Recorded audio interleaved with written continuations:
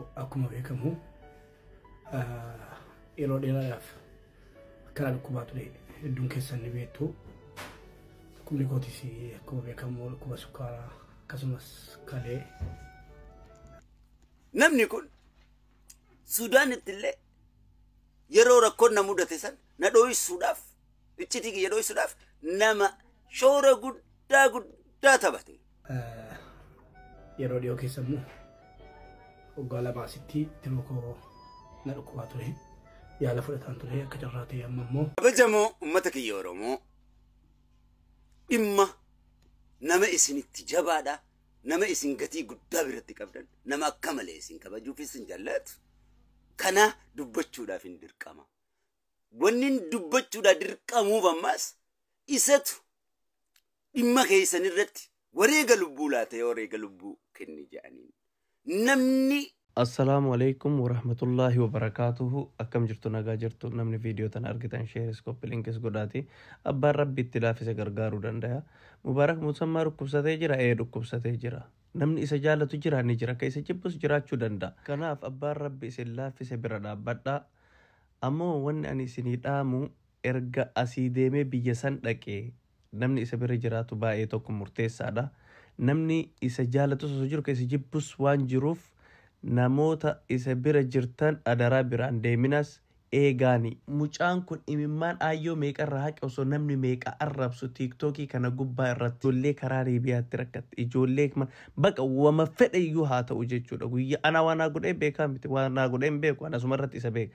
Garuu ilma namaa du'a hin hawwinaa fi dhukkubsachuu isaa ija isaa laalaa irraa argitani.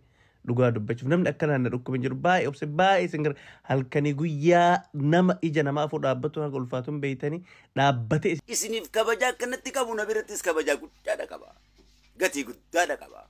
Namuma saba kiyya naa kabajuun jaalladha waan ta'eef, namuma saba kiyya narraa tuffatuun jibba waan ta'eef, nama saba kiyya naa kabaju kana barcuma kiyya kolfinarraa ka'eetiin dhaabbadhaa fi isin jee caccabe. Kanaaf namni kun nama rakkina qaawa mul'atu hundaan cufuudhaaf hamma humna isatti tattaafatu Mubaarak Musammaati.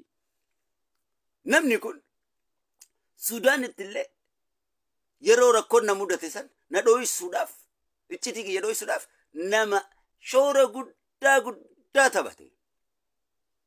Naatu dhumarra inni jibbaata goonaan an takkaa jiraachuuf takkaa du'uufin uumame.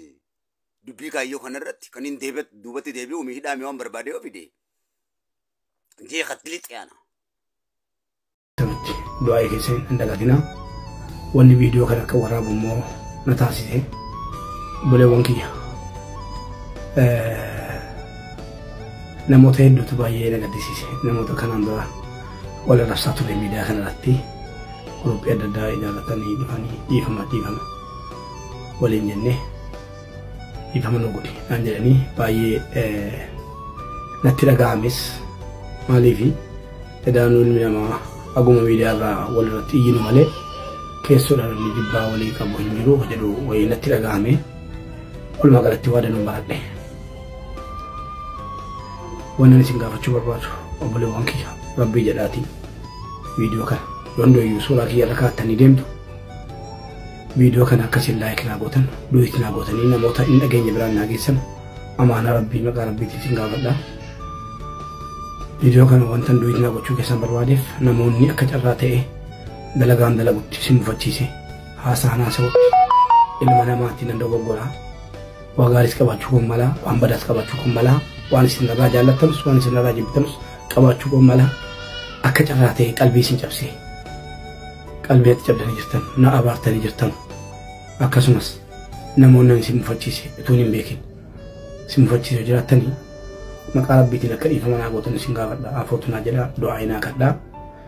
Dabalatas wallaahi an jireenya koo keessatti ilma namaa mufachiisee afaan hin jedhan utuu hin taane keessoo ilma kootiitiin itti mara ilma namaa mufachiisee rafiitiin qabaan miidiyaadhuma kana taanaan malee ilma namaa mufachiisee ofumaaf rafiitii dhaba jalqaba kan miidhamu ana booddumuras kan miidhamu ana namni nama miidhee ofumaaf miidhama.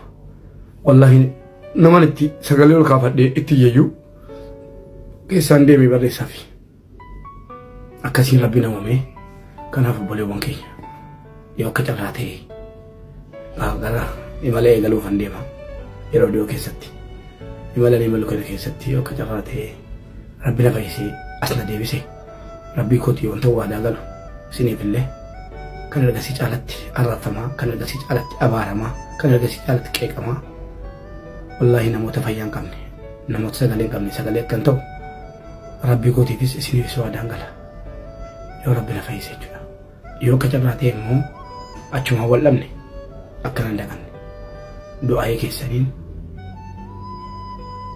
akka rabbiin na kadhattan gamanumaan amaanaa isin bira kaa'adhaa isinin jaalladhaa galatooma ulfaadhaa hundi keessanii rabbii jecha isin jaalladhaa amantaadhaan gosaan sabaan itti godhin isin jaalladhaa naqatti mana hidhaatti Israa'elee isaa boo'uunarraa deem ka jeenan akka dhabamu takka duudha jeeni isa kan kanaaf